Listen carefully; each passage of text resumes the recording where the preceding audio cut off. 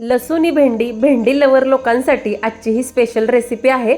तर बघा, रात्रीच इथं मी जी भेंडी आहे ना ती स्वच्छ धुवून कोरडी करून चिरून ठेवली होती आणि इथं कढईमध्ये पोहे खाण्याचे 5 चमचे तेल गरम करायला ठेवलं। त्याच्यामध्ये मसाल्याच्या डब्यातला अर्धा चमचा जिरं, अर्धा चमचा मोहरी छान तडतडेपर्यंत गरम करून घेतली आणि लसूणी भेंडी म्हटल्यानंतर लसूण तर हवाच, तर देशी लसणाच्या 20 पाकळ्या बारीक कट करून घेतल्या आणि साधारणतः समोर तुम्ही बघताय अशा पद्धतीनं पूर्ण सोनेरी रंग येईपर्यंत त्या तेलात तळून घेतल्या, म्हणजे करपवून घेतल्या असं म्हटलं तरी काही हरकत नाही।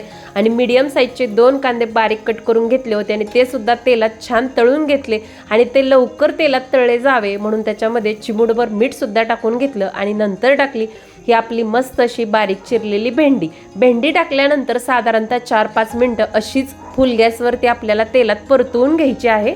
भेंडी तेलात मीठ टाकण्याच्या अगोदर छान अशी परतवून घ्यायची, म्हणजे ती चिकट होत नाही।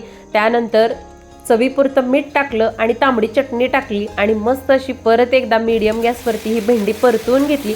आणि आता बघा, आपली भेंडी मिठामुळे मऊ पडलेली आहे आणि तुम्हाला आवडत असेल तर शेंगादाण्याचा कूट टाकू शकता।